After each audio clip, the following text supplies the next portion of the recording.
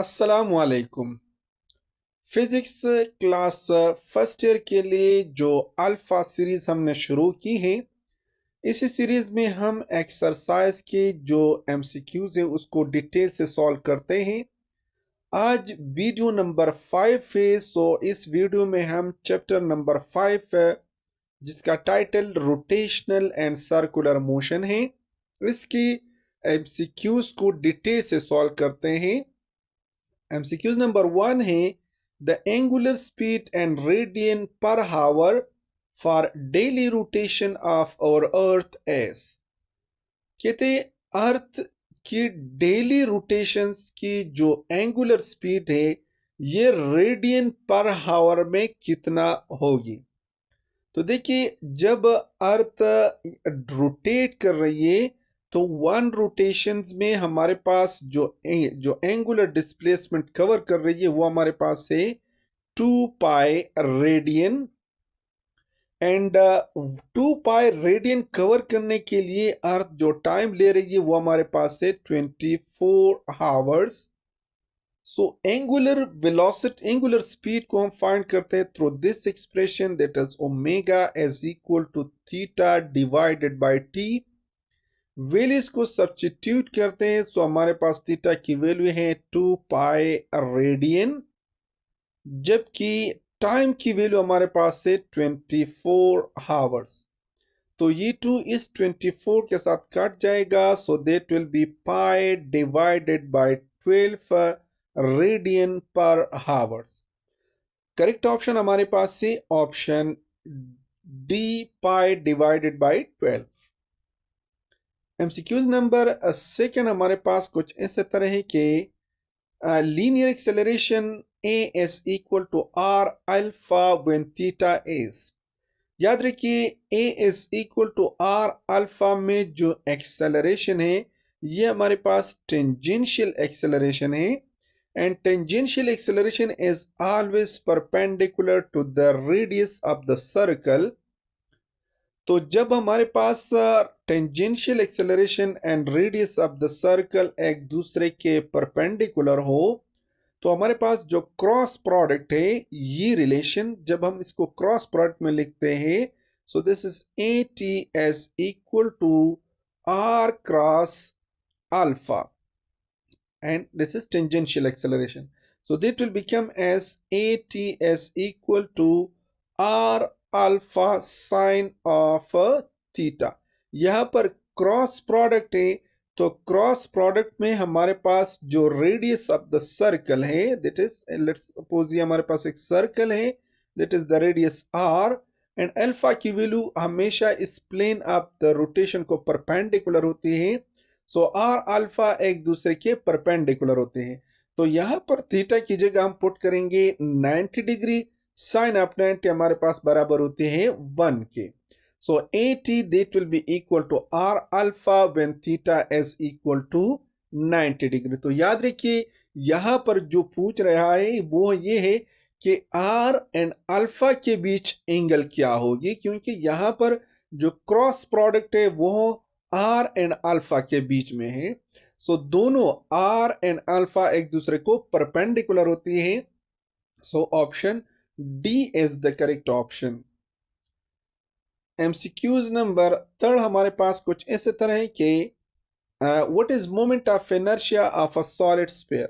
Moment of inertia of a solid sphere जो है ये किस चीज के बराबर होते हैं, so that is equal to 2 divided by 5 mr square. MCQ number 4 है a particle is acted upon by a force of constant magnitude which is always perpendicular to the velocity of particle. The motion of the particle takes place in a horizontal plane. It follows. Let's suppose हम इसी तरह का एक horizontal plane suppose करते हैं, तो यहाँ पर एक ऑब्जेक्ट जो है, एक पार्टिकल जो है वो इस पर एक फोर्स लग रही है, ऐसे डायरेक्शन में फोर्स लग रही है कि इसकी जो वेलोसिटी की डायरेक्शन है एंड इस पर लगने वाली की जो फोर्स है वो एक दूसरे के परपेंडिकुलर हो। तो याद रखिए जब फोर्स हमारे पास velocity of the particle perpendicular हो तो बॉडी जो है वो सर्कुलर पाथ में रोटेट करेगा। सो यहां पर करेक्ट ऑप्शन हमारे पास है option C, it moves in a circular path. मजीद इसमें कुछ चीजें इस तरह ऐड करते हैं कि जो टाइप्स ऑफ मोशन है ना, हमारे पास ट्रांसलेटरी मोशन है, सर्कुलर मोशन है, तो इन टाइप्स को हम फोर्स एंड वेलोसिटी के बीच जो एंगल्स है उससे भी डिफाइन कर सकते हैं। अगर हमारे पास फोर्स एंड वेलोसिटी एक दूसरे के पैरेलल हो या एंटी पैरेलल हो तो हमारे पास जो मोशन है वो ट्रांसलेटरी मोशन होती है। अगर हमारे पास फोर्स जो है वो वेलोसिटी के परपेंडिकुलर हो तो जो मोशन है वो हमारे पास सर्कुलर मोशन होती है and the particle will follows a circular path. MCQs number 5 हमारे पास कुछ ऐसे तरह है कि a body moving in a circular path with constant speed has, एक बॉडी जो है वो सर्कुलर पाथ में कांस्टेंट स्पीड के साथ जो है रिवॉल्व कर रही है, तो कौन सा चीज हमारे पास होती है। तो देखिए अगर लेट्स सपोज ये हमारे पास एक सर्कल है, यहां पर एक बॉडी जो है वो इस तरह रिवॉल्व कर रही है विद कांस्टेंट स्पीड। तो देखिए हर पॉइंट पर इस पार्टिकल की वेलोसिटी की जो डायरेक्शन है, यहां पर इसकी वेलोसिटी की डायरेक्शन हमारे पास है इस तरह, यहां पर वेलोसिटी की डायरेक्शन along दिस वन, यहां पर वेलोसिटी की डायरेक्शन दिस वन एंड यहां पर वेलोसिटी की डायरेक्शन कुछ इस तरह होगी। क्योंकि सर्कुलर मोशन में हमारे पास वेलोसिटी की जो डायरेक्शन है वो टेंजेंशियल होती है एंड टेंजेंशियल डायरेक्शंस की वजह हर पॉइंट पर जो टेंजेंशियल डायरेक्शन है वो चेंज हो रही है, तो इसकी वजह से प्रोड्यूस्ड होगी acceleration and this acceleration will be variable acceleration. So option C is the correct option. MCQs number 6 हमारे पास कुछ इस तरह है कि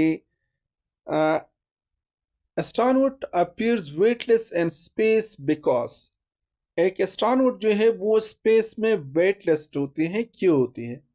तो याद रखिए हमारे पास जो एस्ट्रोनॉट है वो वेटलेस होगी, क्यों होगी, क्योंकि जो सैटेलाइट से उसके फ्लोर इसको रिएक्टिव फोर्स जो है वो प्रोवाइड नहीं कर रहा। और याद रखिए वेटलेस तब होगी जब हमारे पास कोई रिएक्टेंट फोर्स ना हो। So option B is the correct option, there is no floor pushing upward on the astronaut। MCQs number 7 हमारे पास कुछ ऐसे तरह है कि which one is constant for satellite in orbit, एक सैटेलाइट जो है एक ऑर्बिट में रिवॉल्व कर रही है तो कौन सी चीज कांस्टेंट होगी। तो याद रखिए जब एक सैटेलाइट एक ऑर्बिट में रिवॉल्व कर रही है तो जो टार्क की वैल्यू वो हमारे पास होते हैं 0। जब टार्क की वैल्यू 0 हो तो जब हम टार्क एंगुलर मोशन में डिफाइन करते हैं, so this is tau is equal to delta L divided by delta T, we use this expression to define torque. जब टार्क की वैल्यू 0 हो so that will be delta L divided by delta T, delta T को यहां पर shift करते हैं so that is delta L is equal to 0, that is change in angular momentum as equal to 0, it means that the angular momentum remains constant. So option C is the correct option. Now MCQ number 8 है, if earth suddenly stops rotating, the value of G at equator would be। तो देखिए हमारे पास जो rotational effect की वजह से gravitational acceleration है उसको हम डिफाइन करते हैं g dash as equal to g minus r omega. यहां पर जो जी है ये वाला जी, ये हमारे पास है true value of G. R omega हमारे पास जो है एंगुलर टर्म्स है। जब अर्थ सडनली स्टॉप करते रोटेशन को स्टॉप कर रही है तो ये वाला टर्म्स हमारे पास होगी 0।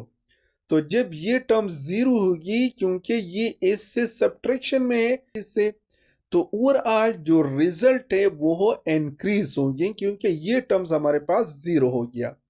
सो जब अर्थ जो है वो सडनली रोटेशन को स्टॉप कर रही है, तो जी की वैल्यू एट इक्वेटर ये हमारे पास इंक्रीज होगी। That is option C is the correct option. और यहां पर जो जी डैश है, that is the value of G on equator. MCQs number 9 हमारे पास कुछ इस तरह है कि if solid sphere and solid cylinder of same mass and density rotate about their own axis, the moment of inertia will be greater for। तो देखिए हमारे पास जो है मोमेंट ऑफ इनर्शिया किसी भी सॉलिड ऑब्जेक्ट के लिए हम उसको डिफाइन करते हैं from this expression I is equal to kmr square. के की वैल्यू हर सॉलिड मटेरियल के लिए डिफरेंट होती है। सो सॉलिड स्फीयर के लिए के की वैल्यू हमारे पास बराबर होते हैं 0.4 के, और सॉलिड सिलेंडर के लिए के की वैल्यू हमारे पास है 0.5 के। तो ये हमारे पास सॉलिड सिलेंडर का, और ये वाला जो है ये हमारे पास सॉलिड स्फीयर का। तो देखिए 0.5 this is greater than 0.4, so moment of inertia will be greater for solid cylinder. That is option B is the correct option, solid cylinder। MCQs number 10 हमारे पास कुछ इस तरह है कि the gravitational force exerted on astronaut on Earth's surface is 650 Newton down when she is in the International Space Station। The gravitational force on her is। तो देखिए gravitational force को हम डिफाइन करते हैं from this expression F is equal to gm divided by r square. r हमारे पास जो है distance from the centre of r to the object. Earth surface पर हमारे पास जो डिस्टेंस है वो बराबर होती है रेडियस ऑफ द अर्थ की। सो हमारे पास जो फोर्स है दैट विल बी 650 न्यूटन, जो कि यहां पर एमसीक्यूज में बता रहा है। अब इंटरनेशनल स्पेस स्टेशन में जब एस्ट्रोनॉट जो है वो ट्रेवल कर रही है, वहां पर जाती है, तो आर की वैल्यू हमारे पास इंक्रीज होगी। तो जब आर की वैल्यू इंक्रीज होगी तो हमारे पास जो ग्रेविटेशनल फोर्स की वैल्यू है वो रिड्यूस होगी, क्योंकि ग्रेविटेशनल फोर्स जो है ये इनवर्सली प्रोपोर्शनल है to the square of the distance. तो इंटरनेशनल स्पेस स्टेशन में जाने से आर की वैल्यू बढ़ रही है, so the gravitational force will decreases. That is option C is the correct option, it is smaller. Last MCQs हमारे पास है, सो that is last MCQs is like this one। A solid cylinder of mass m and radius r rolled down on incline without slipping. Its moment of inertia about an axis through its center of mass is mr square divided by 2 at any instant while in motion. Its rotational kinetic energy about its center of mass is what fraction of its total kinetic energy। तो देखिए हमारे पास जो total kinetic energy है वो बराबर होती है kinetic energy translational plus kinetic energy rotational. Translational kinetic energy के लिए जो एक्सप्रेशन है वो हमारे पास है 1/2 mv square. Rotational kinetic energy के लिए जो एक्सप्रेशन है वो हमारे पास बराबर होते हैं 1/2 I omega square. Solid cylinder के लिए जो मोमेंट ऑफ इनर्शिया है उसकी वैल्यू हमारे पास है 1/2 mr स्क्वायर। अब हम यूज करते हैं द नो स्लिप कंडीशन को, so that is v is equal to r omega. यहां से ओमेगा की वैल्यू फाइंड करते हैं, so that is omega is equal to v divided by r। Rotational kinetic energy का जो एक्सप्रेशन है 1/2I omega square, इसमें हम moment of inertia and omega की वैल्यू को सब्स्टिट्यूट करते हैं। सो हमारे पास जो एक्सप्रेशन आएगी that will become as kinetic energy as of rotation is equal to 1/2 n to 1/2 mr square, जो कि मोमेंट ऑफ इनर्शिया की वैल्यू है, v divided by r whole square, जो कि एंगुलर एक्सेलरेशन, एंगुलर जो है वेलोसिटी की जो है इक्वेशन है। इस चीज को हम सिंप्लीफाई करते हैं क्योंकि 2 के साथ मल्टीप्लाई हो जाएगा। So that will 1/4 mr square v square divided by r square. R square इस आर स्क्वायर के साथ कट करते हैं। सो हमारे पास जो रोटेशनल काइनेटिक एनर्जी है in term of linear parameters that will be 1/4 mv square. अब टोटल काइनेटिक एनर्जी को फाइंड करते हैं तो हमारे पास जो एक्सप्रेशन है that will become as 1/2 mv square plus 1/4 mv square. दोनों को ऐड करते हैं तो हमारे पास जो एक्सप्रेशन आएगी that will B 3 divided by 4 mv square. अब हमारे पास जो रिक्वायर्ड फ्रिक्शन है वो हमारे पास से kinetic energy of rotation divided by the kinetic energy of the total kinetic energy. So 1/4 mv square divided by 3/4 mv square, यहाँ से mv square के साथ कट जाएगा, हमारे पास रह जाएगा 1/4 डिवाइडेड बाय 3/4। इसको सिंप्लीफाई करते हैं तो हमारे पास जो आंसर आ रही है वो है 1/3। सो हमारे पास करेक्ट ऑप्शन है option C. C is the correct option.